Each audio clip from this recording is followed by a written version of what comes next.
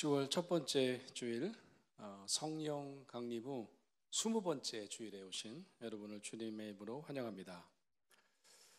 전통적으로요 10월의 첫 번째 주일은 세계 성찬 주일로 지킵니다. 성찬 예식을 매주일 거행하지 않는 우리 개신교는 성찬 예식을 이날만은 하든지 아니면 그 성찬의 의미에 대해서 깊이 묵상하기를 바라는 그런 주일인 거죠. 오늘 그 세계교회가 성찬 주일로 섬기는 오늘 주어진 교회령 말씀을 보니까 구약 성경 말씀과 이 신약 복음서 말씀에 아주 공통적인 주제가 하나 등장합니다. 구약 성경 본문은 창세기 2장인데요. 여기서 아담과 이브를 창조하시는 장면이 등장합니다. 그리고 복음서 본문인 마가복음 10장에 보면 이 바리새인들이 이 남녀가 부부의 연을 맺은 후에 남자가 아내를 버리는 것이 가능한지 시험하여 예수께 묻는 장면이 나옵니다. 이 바리새인들의 질문에 늘 함정이 있죠. 여기서도 마찬가지입니다. 당시 이 바리새인들은 이런 이혼에 관한 질문을 하면서 예수님의 메시아 되심, 이 하나님의 아들 되심을 훼손하려고 하는 어떤 정치적인 의도가 있었음을 아는 것이 중요할 것 같습니다. 이 당시 갈릴리 지방에서 이혼에 대한 논쟁은 마가복음 6장에 소개된 바 있는데요. 이 세례 요한의 죽음과 연관이 있었습니다. 이 당시 헤롯 왕과 이 헤로디아는 서로 결혼하기 위해서 이혼을 합니다. 헤로디아는 헤롯 왕의 친동생 빌립의 아내였어요. 그러니까 당연히 이 동생의 아내와 결혼하기 위해서 이혼한 이 헤롯 왕은 유대인들이 보기에 옳지 않은 이혼이라고 생각했던 거죠. 이렇게 당시 갈릴리에서는 배우자를 버리고 이혼한 후에 결혼하는 것은 그냥 단지 율법의 문제라기보다는 헤롯 왕의 이혼으로 인해서 약간 정치적인 문제가 되어버렸던 겁니다. 이 마가복음 6장을 읽어보면 이 바로 세례 요한이 이 둘의 이혼과 결혼을 공개 비판합니다. 이것은 곧바로 이제 세례 요한의 투옥으로 이어졌다. 이렇게 마가복음은 보고하고 있습니다. 하지만 이 헤롯이나 헤로디아가 그를 죽이지는 못했어요. 그 이유를 마가복음 6장은 이렇게 소개합니다. 제가 한번 읽어볼게요. 들어보세요.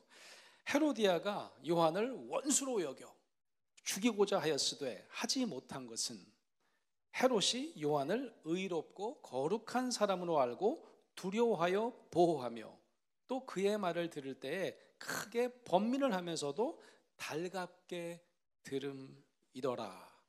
이렇게 보고하고 있어요.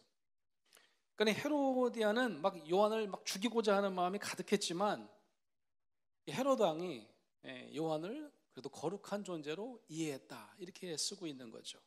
하지만 헤로디아는 그의 뜻을 굽히지 않았습니다. 그러던 어느 날 이 헤롯 왕이 자신의 생일 잔치상에 여러 사람을 초대합니다.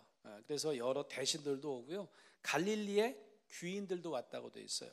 그들 앞에서 아주 멋진 춤을 춘 딸을 너무 기뻐하면서 네가 원하는 거 내가 다 들어줄게.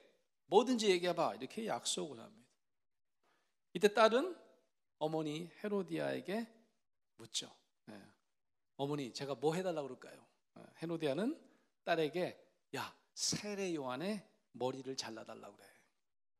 그렇게 요구하라고 귀뜸을 해줍니다. 이렇게 이 헤로디아와 이 딸의 계략으로 이 근심에 빠진 거예요. 헤롯 왕은.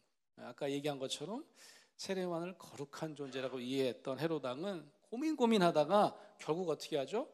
요한의 머리를 대령하라고 명령합니다.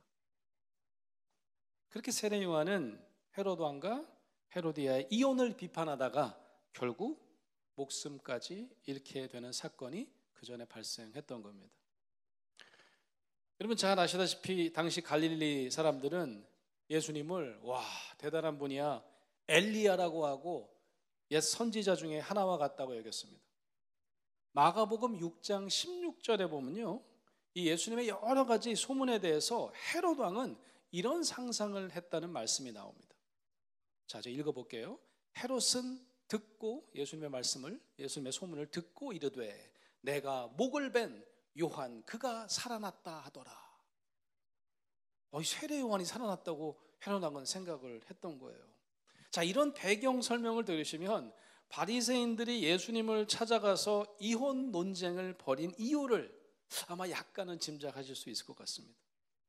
당시 세례 요한이 다시 부활한 존재라고 여겨지던 예수님에게 가장 쉽게 함정에 빠뜨릴 수 있었던 질문은 바로 이혼에 대한 질문이었습니다. 이혼에 반대하면 어떻게 되는 겁니까? 세례 요한과 같은 똑같은 위험한 처지에 놓일 수도 있게 되는 거고요. 그렇다고 이혼을 찬성해요? 그럼 어떻게 되는 거예요? 폭군이었던 헤롯 왕의 행동을 정당화해 주는 셈이 되기 때문입니다. 이렇게 이제 예수님께 함정 질문을 던지는 이 바리새인들에게 예수님은 다시 물으십니다. 예수님이 참 이 전략이 괜찮아요. 다시 이제 재차 질문하는데 항상 재차 질문하실 때 보면 좀 생뚱맞은 질문을 하세요. 모세 그가 너희에게 어떻게 명하였느냐? 바리새인들이 대답합니다. 모세는요 이혼 정서를 써주면 그러면 언제든지 버릴 수 있다고 그렇게 허락했습니다. 이 답변만 보아도 질문을 던진 바리새인들의 관심이 여실히 드러납니다. 이혼이 사실을 많은 당사자들에게 얼마나 현실적인 아픔인지 이런 건 별로 관심이 없어요. 그것보다는 율법적으로 이혼은 언제나 어떤 이유든지 허락된 것이다 라는 것을 강조하고 있습니다. 당시 바리새인들은요 아내가 남편 몰래 좀 부정한 짓을 했어요. 그런 행동을 했다면 이혼을 할 수 있겠죠. 그런데 율법에 보면 무슨 기록도 있냐 하면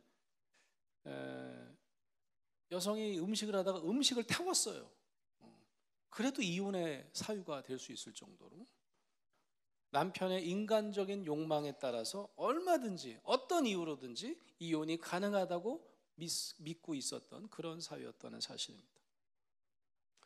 그래서 예수님은 이 이혼 증서만 있으면 언제든지 어떤 이유든지 이혼이 가능하다는 식으로 모세율법을 왜곡해서 해석하는 것을 반대합니다. 예수님은 이 이혼 가능 여부를 묻는 질문에 초점을 바꿔요. 어떻게 바꾸시냐면 결혼이 과연 무엇인가? 라는 주제로 180도 바꾸십니다. 예수님은 오히려 부부 관계의 기원은 하나님께로부터 라는 점을 강조합니다. 마가복음 10장 6절 말씀, 우리가 그 결혼 예배 가면 늘 듣게 되는 말씀 아닙니까? 거의 99% 목사님이 이 본문 사용하시죠. 창조 때로부터 사람을 남자와 여자로 지으셨으니 이러므로 사람이 그 부모를 떠나서 그 둘이 한 몸이 될지니라.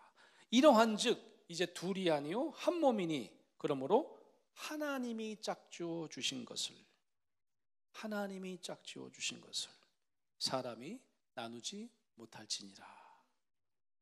이 예수님의 말씀의 시작은 이렇게 시작합니다. 창조 때로부터. 언제부터요? 창조 때로부터.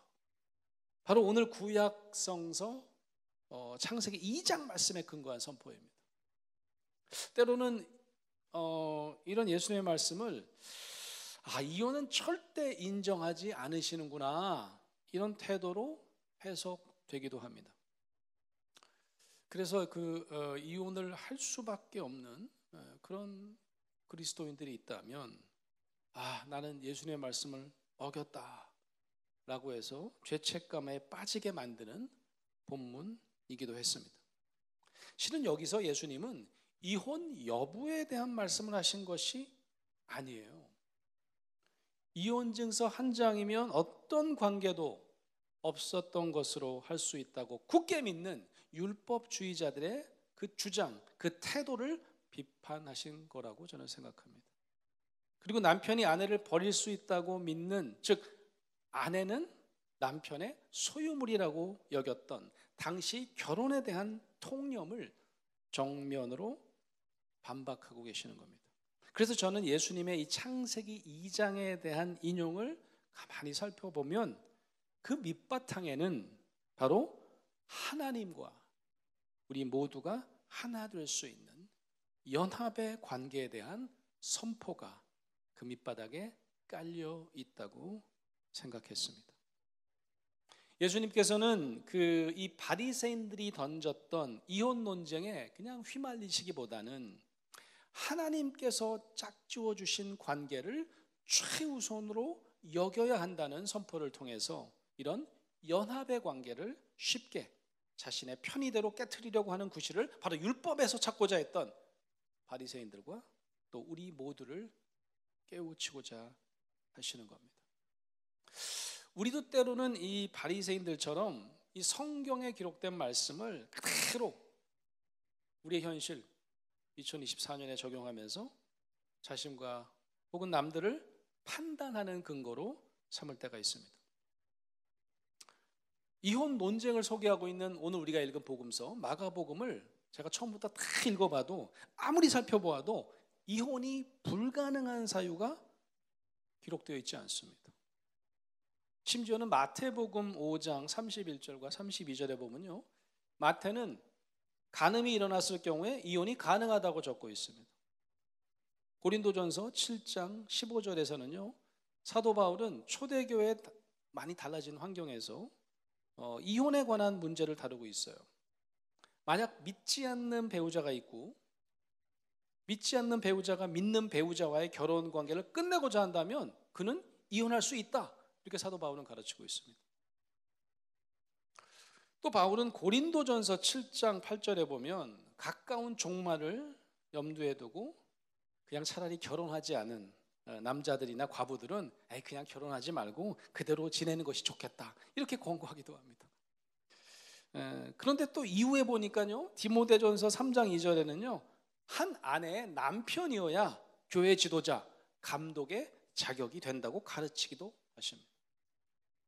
제가 볼 때 신구약 성경 전체를 보더라도 결혼이나 이혼에 관한 성경 전체의 의견이 정확하게 하나로 조율되어 있지 않습니다. 여러분도 잘 아시다시피 구약 성경의 아브라함, 야곱 등은 당시 여러 가지 여건에 있어서 여러 명의 부인을 뒀어요. 하지만 그것이 간음으로 정죄되지 않죠. 오늘 예수님의 말씀으로 신앙인의 이혼 그 자체를 성경에 어긋난 불순종이라고 여긴다면 이 점에 유의하셔야 합니다.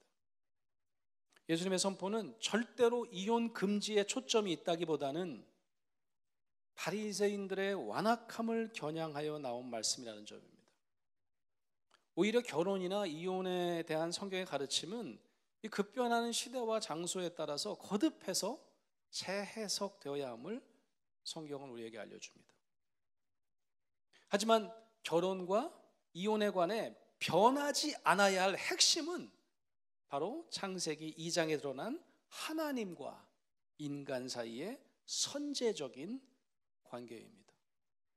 무슨 말인고 하니 우리가 맺는 다양한 인간관계 역시 바로 하나님께로부터 왔다는 믿음입니다. 창세기 2장에서 하나님과 인간 사이의 근본적인 관계를 드러내는 상징이 등장합니다. 여러 상징이 등장하는데요, 첫 번째는 에덴 동산입니다.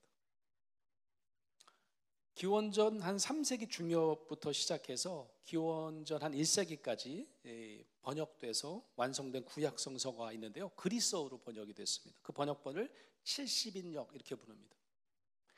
이 히브리어 에덴을 이 70인역 번역에서는 그리스어로 파라데이소스라고 번역했습니다.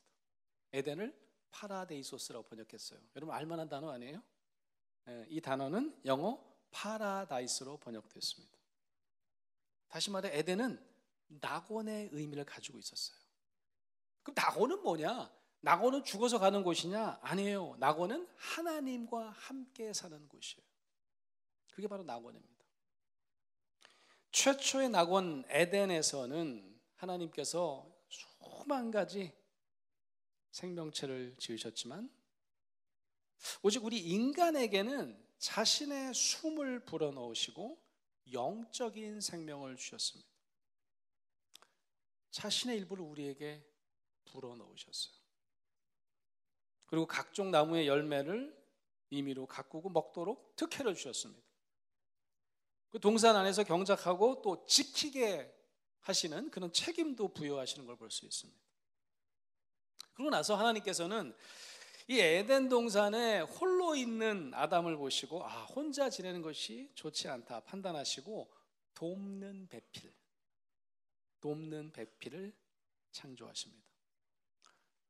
여러분, 돕는 배필하면 어떤 이미지십니까?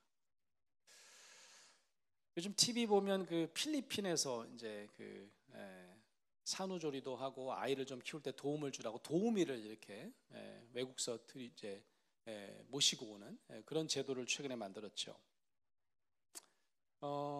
이 히브리어로 돕는 배필은 되게 중요한 단어인데 에제르 크넥도라고 하는 단어예요. 근데 이거는 어떤 우월한 지위에 있는 사람을 돌보는 도우미, 마치 하인 같은 사람이라는 뜻이 전혀 아니에요. 그렇다고 이 힘이나 권위 있는 자가 아랫사람을 좀 이렇게 특혜를 베풀어서 도와준다, 그런 뜻도 아닙니다.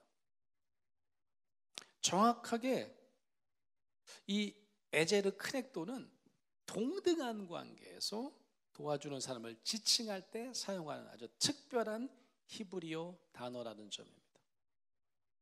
그렇다면 이 돕는 배필이라는 뜻의 안에는 후대 유대인들이 가졌던 율법적인 해석, 즉 남편이 아내가 밥만 태워도 야, 나 너랑 이혼이야, 마치 자기의 편의대로 이혼 사유를 만들어서 언제든지 아내를 버릴 수 있다는 이혼에 대한 이해와는 정면으로 대치되는 단어인 셈인 것입니다.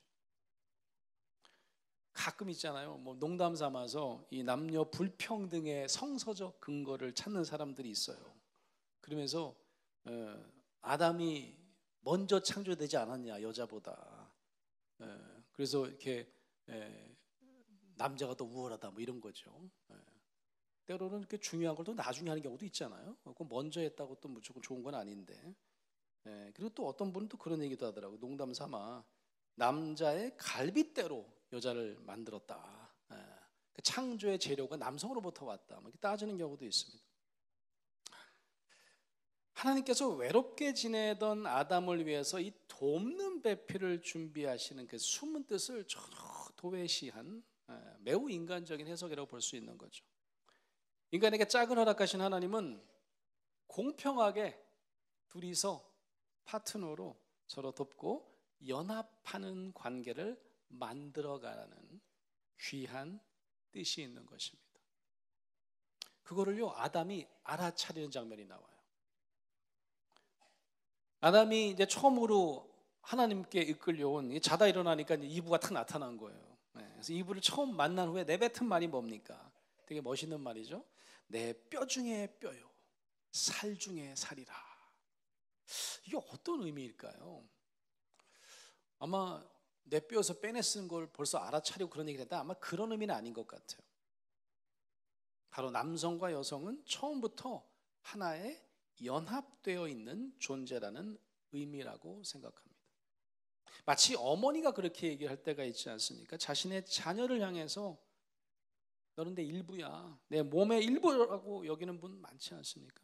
어쩌면 자신의 목숨보다도 자식을 더 귀하게 여기는 것도 어머니와 자식은 그렇게 서로 연결된, 연합되어 있는 존재라는 의미이기도 한 것입니다. 창세기에서 소개한 이 에덴 낙원은 하나님과 자연과 인간, 그리고 남자와 여자가 서로 깊이 연결된 존재였다는 점을 우리에게 상징적으로 보여주고 있습니다.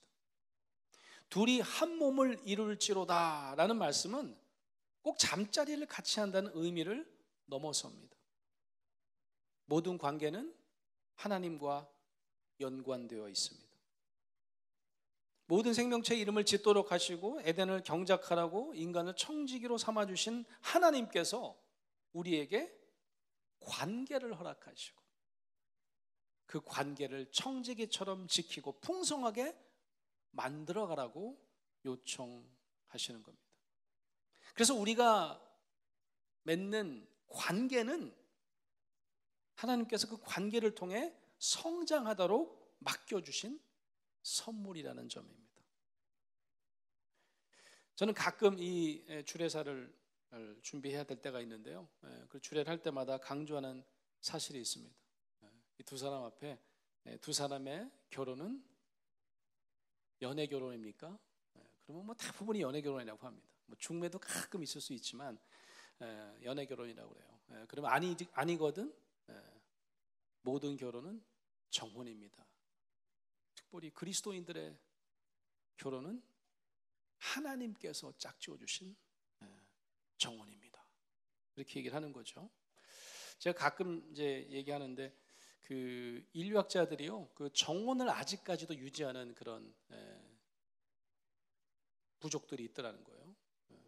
그러니까 태어날 때 이미 정해 놓는 거예요. 넌 저 집에 아가씨가 태어나면 그 아가씨랑 결혼할 거야. 어린 시절부터.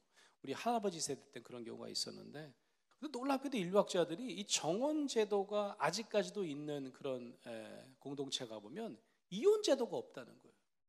너무 이상하지 않습니까? 아니, 연애 결혼 안 하고 정혼 결혼을 했다면 진짜 이혼율이 높을 것 같은데 그 이유가 뭘까? 처음에는 제도가 없어서 그런가? 아니에요. 아마 그게 필요했으면 어떻게든 제도를 만들었을 거예요. 그런데 이혼이 없더라는 거예요. 이유가 뭘까? 저는 그 이유가 있을 것 같아요. 정혼은요, 이 관계가 누구에게로부터 하늘로부터 떨어진 그 무엇입니다. 내가 취하고 버릴 수 있는 그런 소유물처럼 여길 수가 없는 거예요. 관계는 때로는 하늘로부터 뚝 떨어진 겁니다. 그래서 자신의 결정과는 무관한 겁니다. 그저 주어진 운명 같은 선물이라고 믿는 거죠. 그러니까 다툼이 있을 때도요, 어떻게 다투냐면 내가 이 관계를 만들었다고 생각하면, 내가 선택했다고 생각하면 내가 버리는 그뿐입니다. 야, 내가 잘못 봤어 사람. 성격이 이런 사람이어서 나 이제 그만 살래 할 수 있어요. 그런데요, 이 정혼은 그렇지 않습니다. 이 관계 자체가 내가 잘못 골랐구나, 옳고 그름을 판단하는 논쟁거리가 되기보다는 이미 주어진 관계를 서로 협력해서 성장시키고 열매 맺도록 해야 하는, 마치 두 사람의 경작물처럼 여기더라는 것입니다. 저는 이 10월 첫째 주는 아까 말씀드린 것처럼 세계 성찬주일로 지키는 주일인데, 왜 오늘 이 남녀 창조의 본문, 남녀 연합의 본문을 묵상하도록 한 걸까? 근데 이 귀한 의미가 제게 다가왔습니다. 서로 다른 성별 차이를 가졌지만 남자와 여자는 하나님께서 인간을 온전하게 성숙시키려는 연합의 뜻을 가지고 있는 상보적인 존재입니다. 이런 부부의 연합의 의미를 깨닫는 자들은 더 많은 사람들과 연합하고 사랑을 나눌 수 있습니다. 성찬이 무엇입니까? 성찬은 바로 예수 그리스도가 살아생전 그를 사랑하는 제자들에게 거룩한 연합의 의미를 보여준 상징적인 사건이었습니다. 같이 밥을 먹는데요, 식사를 하는데요, 떡을 떼시면서 먹으라고 하시고, 이 빵은, 이 떡은 자신의 몸의 일부라고 하셨습니다. 포도주를 마시라고 나눠주시면서 그 술은 자신의 핏물이라고 하셨습니다.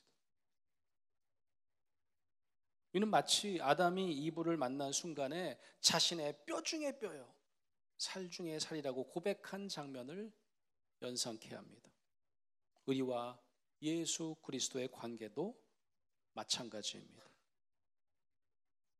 늘 우리가 먹고 마시는 순간마다 서로 하나됨을 기억하라고, 우리의 연합을 기억하라고 성찬이 우리에게 선물처럼 주어진 것입니다. 그런데 이 성찬식을 좀 매주일 하면 좋겠는데 매주일 하지 못한다고 아쉬워하실 필요 없습니다. 이런 연합의 의미를 구현하지 못한다고 실망하실 필요도 없습니다. 예수님은 제자들에게 이르셨어요. 먹고 마실 때마다, 하루에 3끼 먹고 마시잖아요, 그죠? 먹고 마실 때마다 이렇게 얘기하셨지, 성찬식을 거행할 때마다 이렇게 얘기하신 적이 없습니다. 저와 여러분은 매끼 식기도를 하실 때마다 이런 연합의 의미를 되새길 수 있습니다. 식기도 되게 짧게 하시잖아요. 뭐라고 기도하세요? 그때그때 바뀌세요? 메뉴마다 바뀌세요? 저는 이렇게 언제부터 이렇게 기도를 짧게 하려고, 주님의 살과 피를 기억합니다. 늘 저의 일상 가운데 저와 연합하여 주옵소서. 제가 식기도가 우리가 이렇게 실제로 음식이 우리에게 조정을 그렇게 감사하나요? 그래서 그런데도 그냥 음식에 대한 일상적인 기도를 하기보다는 연합의 의미를 되새겨보는 그런 식기도를 만들어 보시기 바랍니다. 주님의 살과 피, 나와 나눠주신 그 살과 피를 기억합니다. 일상 가운데 저와 연합하여 주옵소서. 창조 때부터 시작한 하나님과 우리의 연합의 관계, 그리고 우리를 이 땅에 청지기로 맡기시면서 허락하신 그 많은 관계를 기억하면서 창세기 2장을 함께 묵상하시겠습니다. 제2장. 천지와 만물이 다 이루어지니라. 하나님이 그가 하시던 일을 7째 날에 마치시니 그가 하시던 모든 일을 그치고 7째 날에 안식하시니라. 하나님이 그 7째 날을 복되게 하사 거룩하게 하셨으니 이는 하나님이 그 창조하시며 만드시던 모든 일을 마치시고 그날에 안식하셨음이니라. 이것이 천지가 창조될 때 하늘과 땅의 내력이니 여호와 하나님이 땅과 하늘을 만드시던 날에 여호와 하나님이 땅에 비를 내리지 아니하셨고 땅을 갈 사람도 없었으므로 들에는 초목이 아직 없었고 밭에는 채소가 나지 아니하였으며 안개만 땅에서 올라와 온 지면을 적셨더라.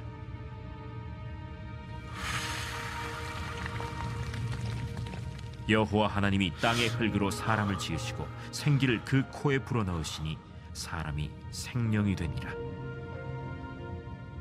여호와 하나님이 동방의 에덴의 동산을 창설하시고 그 지으신 사람을 거기 두시니라.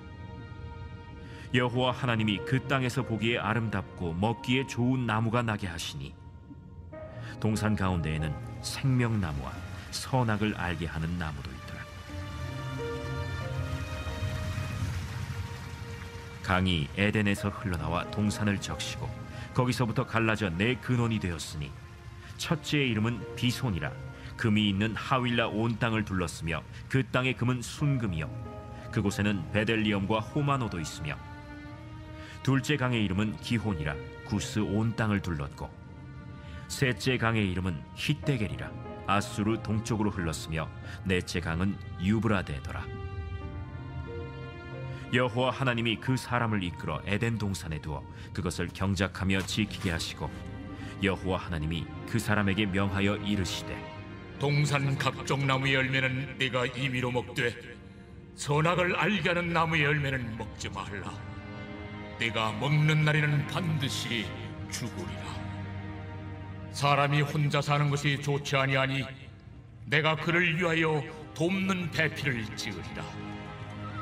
여호와 하나님이 흙으로 각종 들짐승과 공중에 각종 새를 지으시고 아담이 무엇이라고 부르나 보시려고 그것들을 그에게로 이끌어 가시니 아담이 각 생물을 부르는 것이 곧 그 이름이 되었더라. 아담이 모든 가축과 공중의 새와 들의 모든 짐승에게 이름을 주니라. 아담이 돕는 배필이 없으므로 여호와 하나님이 아담을 깊이 잠들게 하시니 잠들매 그가 그 갈빗대 하나를 취하고 살로 대신 채우시고 여호와 하나님이 아담에게서 취하신 그 갈빗대로 여자를 만드시고 그를 아담에게로 이끌어오시니 아담이 이르되 이는 내 뼈 중에 뼈요 살 중에 살이라. 이것을 남자에게서 취하였은즉 여자라 부르리다. 이러므로 남자가 부모를 떠나 그의 아내와 합하여 둘이 한 몸을 이룰지로다. 아담과 그의 아내 두 사람이 벌거벗었으나 부끄러워하지 아니하니라.